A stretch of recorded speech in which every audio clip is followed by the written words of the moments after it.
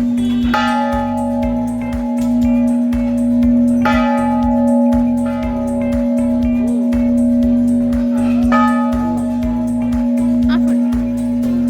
चक्र आप प्रेजेंट 12 के सब लोग इकट्ठा होंगे, आगे चलेंगे तो यहाँ रुद्राक्ष ट्री है, तो उसमें आपका रुद्राक्ष का फ्रूट जो आप अपनी भाषा में बोलते हैं रुद्राक्ष मरम, वो आपको बताएंगे फुल इन्फॉर्मेशन।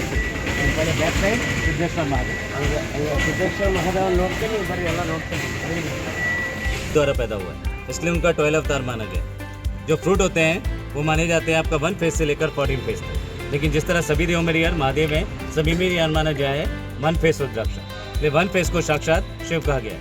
कहते हैं उनके विजिट से पापों का नाश होता है, मोक्ष की प्राप्ति। लेकिन 1 फेज का विजिट आपको एवरी ईयर एनी टाइम नहीं हो पाता। वो 12 में 1 टाइम पैदा होते हैं और ट्री हिमालय में गवर्नमेंट अंडरटेकिंग है। किसी भी प्राइवेट मार्केट या अनदर शॉप पर 1 फेज रुद्राक्ष नॉट अवेलेबल। जब कोई विशेष ओकेशन होता है तब जगत गुरु आदि शंकराचार्य के आश्रम से पूजा और मंत्रों द्वारा शुद्ध होने के बाद 12 में 1 मंथ के लिए हम विजिट के लिए आते हैं। इस बार आफ्टर 12 विशेष ओकेशन गणेश चतुर्थी 1 फेज यहाँ विजिट के लिए आए हुए हैं। और आप जितने भक्त लोग हरिद्वार में आ रहे हैं, स्टेट गवर्नमेंट की तरफ से आपको 1 फेज का विजिट करा रहे हैं, फुल इन्फॉर्मेशन दे रहे हैं कि 1 फेज का आपकी लाइफ में क्या क्या बेनिफिट है, मन में इच्छाओं कैरी करके ले जा सकते हैं। क्योंकि जिस हाउस में 1 फेज की पूजा होती है वहाँ साक्षात महादेव जी का पूजा होता है, इसलिए 1 फेज का आपकी लाइफ में हर फील्ड में लाभ है। फर्स्ट, आप अपने पूजा पैलेस में स्थापित करें तो पूरे घर में सुख शांति के लिए और सुरक्षा के लिए। मेडिसिन यूज में सबसे ज़्यादा होता है हेल्थ के लिए। आप अर्ली मॉर्निंग उठकर 1 गिलास वाटर बैठकर डेली पीते रहें तो 3 महीने में आपका स्टमक एकदम क्लियर हो जाता है। और ऐसा है तो आप 95% मेडिसिन और डॉक्टर से दूर हैं। और थर्ड, आपका कोई बड़े से बड़ा ओकेशन है, सफल नहीं होता, प्रॉब्लम आती है, तो लॉकेट गले में धारण करके जाइए, आपका हर काम 101% सक्सेस होगा। तो बिजनेस में, सर्विस में, सब चीज़ में एक मुखी बेनिफिट देता है, इसलिए सभी रुद्राक्षों में एक मुखी श्रेष्ठ माना जाता है। ये जो आप देख रहे हैं ये रुद्राक्ष नेचुरल ट्री है। इनका जो फ्रूट है अक्टूबर में स्टार्ट होता है और 6 मंथ बाद अप्रैल में कंप्लीट होता है। और ये मोड़ मुखी रुद्राक्ष है, 3 फेस रुद्राक्ष है, जो हमारे तीनों भगवान कार्य है, परमपिता ब्रह्मा जी, भगवान विष्णु जी, भगवान महादेव जी।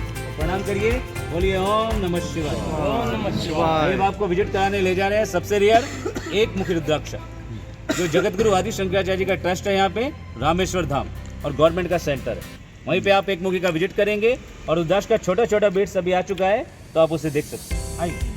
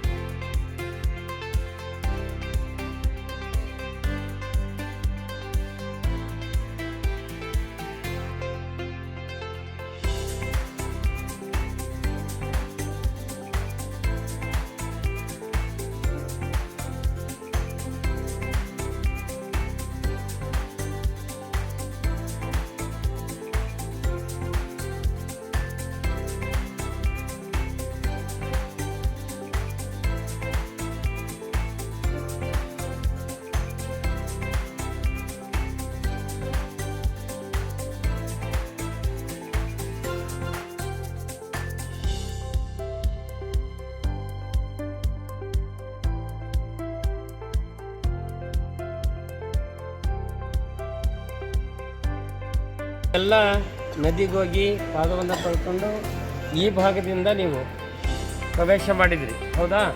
ಮೊದಲ ಒಂದು ಕುಂಡ ಸಿಕ್ತು ನಿಮಗೆ, ಅದು ಆ ನಂತರದಲ್ಲಿ ಎರಡನೇ ಕುಂಡ ಸಿಕ್ಕಿದೆ.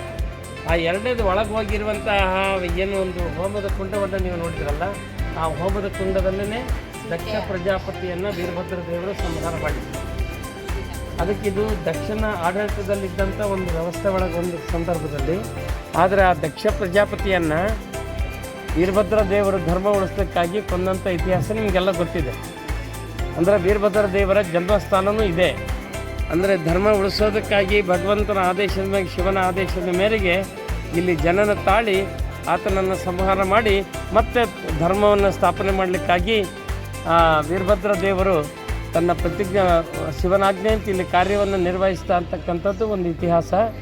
ಇಲ್ಲಿ ಇದನ್ನೆಲ್ಲರೂ ದಕ್ಷ ಪ್ರಜಾಪತಿ ಮಂದಿರ ಅಂತ ಕರೀತಾರೆ. ದಕ್ಷ ಮಂದಿರ ಅಂತಕ್ಕಂಥ ಹೆಸರಿನಿಂದಲೇ ಪ್ರಸಿದ್ಧಿಗೊಂಡಿರುವಂತಹದ್ದು. ಆದರೆ ವೀರಭದ್ರ ದೇವರ ಸಂಸ್ಕೃತಿ ಇಡೀ ಉತ್ತರಾಖಂಡದಲ್ಲೇ ಇದೆ. ನೀವು ಗಣಪತಿ ಜನ್ಮಸ್ಥಾನವೂ ಇಲ್ಲೇ ಸಿಗೋದು ನಮಗೆ. ಅಂದರೆ ನಾವು ಋಷಿಕೇಶದಿಂದ ಒಂದು 15 ಕಿಲೋಮೀಟರ್ನಲ್ಲಿ ಹೋಗಬೇಕು. ಷಣ್ಮುಖನ ಜನ್ಮಸ್ಥಾನವನ್ನು ನೀವು ನೋಡಿ ಬಂದಿರಿ ಮೊನ್ನೆ ಕಾರ್ತಿಕೇಯನ ಪ್ಲೇಸ್ಗೆ ಹೋಗಿ. ಹಾಗೆಯೇ ವೀರಭದ್ರ ದೇವರ ಜನ್ಮಸ್ಥಾನವೂ ಇಲ್ಲಿನೇ. ಅಂದರೆ ಇದು ಸಂಪೂರ್ಣವಾಗಿ ಉತ್ತರಾಖಂಡದಲ್ಲಿ ಹಳೆಯ ಹೆಸರಿದ್ದಿದ್ದು ಹರದ್ವಾರ ಅಂತ.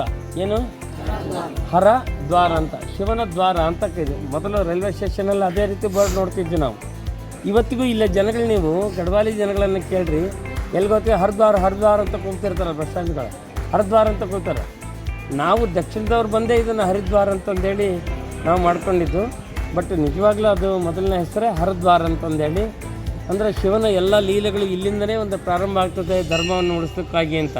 ಇವತ್ತು ಬೆಳಗಿನಿಂದ ನೀವಾಗಲೇ ಮಾನಸಾದೇವಿ, ಚಂಡಿಕಾದೇವಿ, ಜ್ವಾಲಾಮುಖಿ ದೇವಿ ಶಕ್ತಿಪೀಠಗಳನ್ನು ನೋಡಿ ಬಂದಿದೆ. ಈಗ ಇದು ದಕ್ಷ ಮಂದಿರ, ವೀರಭದ್ರ ದೇವರ ಸ್ಥಾನ, ಇದು ಜನ್ಮಸ್ಥಾನ. ಇದು ನಿಜವಾಗ್ಲೂ ನಾವು ಇದನ್ನು ದರ್ಶನ ಮಾಡಿದ್ದು ಒಂದು ಪುಣ್ಯ ವಿಶೇಷಣೆ. ಇದು ನಮ್ಮ ವೀರಶೈವ ಧರ್ಮದಲ್ಲಿ ವೀರಭದ್ರ ದೇವರು ಪ್ರಥಮ ಗೋತ್ರ ಪುರುಷ, ರಂಭಾಪುರಿ ಪೀಠದಲ್ಲಿ ಗೋತ್ರ ಪುರುಷನಾಗಿ ಪೂಜೆಗೊಳ್ತಾನೆ, ಹೌದಲ್ವಾ? ಆತನ ಲೀಲೆಗಳನ್ನು ನಾವೆಲ್ಲರೂ ಇವತ್ತು ಒಂದು ವ್ಯವಸಾಯದ ಸಂಸ್ಕೃತಿಯ ನಿಜವಾದ ವಾರಸುದಾರ ಯಾರಂದರೆ ವೀರಭದ್ರ ಸ್ವಾಮಿ ಅಂತ ಹೇಳ್ತಾರೆ. ನೀವು ಅನೇಕ ವೀರಭದ್ರ ದೇವರುಗಳದ್ದು ನೋಡ್ರಿ, ಅಲ್ಲಿ ಎಲ್ಲರೂ ಹೋಗಿ ಬೀಜವನ್ನು ಇಟ್ಟು ಆನಂತರ ಬಿತ್ತನೆ ಮಾಡುವಂತಹದ್ದು ವ್ಯವಸಾಯಿಕರಲ್ಲಿ ಒಂದು ನಂಬಿಕೆ. ಅದು ಇಡೀ ಅಖಂಡ ಭಾರತದಲ್ಲೇ ಅದೇ ಸಂಸ್ಕೃತಿ ಇದೆ. ಇಲ್ಲಿ ಆದ್ರೂ ಅಷ್ಟೇ, ಇಲ್ಲಿ ಬೆಳೀತಕ್ಕಂಥವ್ರು ಇಲ್ಲಿ ಬಂದು ಆತನಲ್ಲಿ ಸಮರ್ಪಣೆ ಮಾಡಿ ಮುಂದೆ ಹೋಗ್ತಾರೆ ಅಂತಕ್ಕಂಥದ್ದು. ಗೋತ್ರ ಅಂತಕ್ಕಂಥ ಹೆಸರು ಬಂದಿದ್ದು ಗೋವುಗಳನ್ನು ಸಂರಕ್ಷಣೆ ಮಾಡಿದ ವೀರಭದ್ರ ಅಂತಂದೇಳಿ. ವೀರಭದ್ರ ದೇವರಿಗೆ ಎಲ್ಲ ದೇವರುಗಳಿಗೂ ಒಂದೊಂದು ವಾಹನಗಳಿದ್ದಾವೆ. ವೀರಭದ್ರ ದೇವರಿಗೆ ವಾಹನ ಇಲ್ಲ, ನೋಡಿರೇನು? ಇಲ್ಲ. ಆತ ಒಂದೊಂದು ಕಡೆಗೆ ಒಂದೊಂದು ರೀತಿ ಪ್ರಸಿದ್ಧಿಗೊಂಡನು. ಕುಮಾರ ವೀರಭದ್ರ ಬೇರೆ. ಈಗ ಅವರಗೊಳದಲ್ಲಿ, ದಾವಣಗೆರೆ ಜಿಲ್ಲೆ ಅವರಗೊಳದಲ್ಲಿರುವಂಥದ್ದು ಕುಮಾರ ವೀರಭದ್ರ ಅಂತ. ಅಲ್ಲಿ ನೀವು ಪ್ರಸೂತಿ ಇವು ಇಲ್ಲ ಮೂರ್ತಿ ಜೊತೆಗೆ. ಯಾಕೆ ಅಂತಂದರೆ ಆತ ಕುಮಾರನಾಗಿದ್ದಾಗಲೇ ಆತ ಲೀಲೆ ತೋರಿದಂಥ ಕ್ಷೇತ್ರ ಅದು. ಹಾಗೆ ಒಂದೊಂದು ಕಡೆಗೆ ಒಂದೊಂದು ವೈಶಿಷ್ಟ್ಯಪೂರ್ಣವಾದಂಥ ಇದು ಮಾಡ್ತೀವಿ. ಇವಾಗಲೂ ನಾವು ಒಂದು ಗುಂಡಡಿಕೆ ಸರ ಅಂತ ಕೇಳ್ತಾರೆ ಹೆಣ್ಮಕ್ಳು.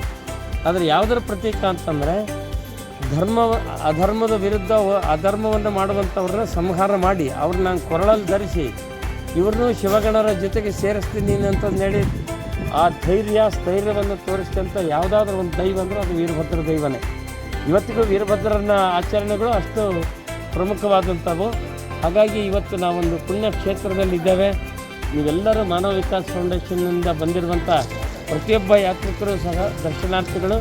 ಒಂದು ಪುಣ್ಯ ವಿಶೇಷದ ಸಂದರ್ಭ ನೋಡಿರಿ. ನಾವು ಫಸ್ಟು ಶಿವನ ಸ್ಥಾನಕ್ಕೆ ಹೋಗಿದ್ವಿ, ಆನಂತರ ಮಗನ ಸ್ಥಾನಕ್ಕೆ ಬಂದೀವಿ ಇಲ್ಲಿ. ಅಂದರೆ ಇದೆಲ್ಲ ಇವತ್ತು ಮಾನಸಾದೇವಿ, ಚಂಡಿಕಾದೇವಿ ನೋಡಿದ್ದು ಪಾರ್ವತಿಯ ಲೀಲಾ ಕ್ಷೇತ್ರಗಳವು. ಇದನ್ನು ನೋಡಿದಂಥ ನಾವು ಈಗ ಮುಂದೆ ಕೆಲವು ಆಶ್ರಮಗಳನ್ನು ಮಾಡಿದ್ದಾರೆ. ಆಶ್ರಮಗಳನ್ನು ನೀವು ನೋಡ್ತಾ ಮುಂದಿನ ಯಾತ್ರೆಯನ್ನು ಮುಂದುವರಿಸೋಣ ಅಂತ ಆಗ್ಬೋದಾ? ಎಸ್.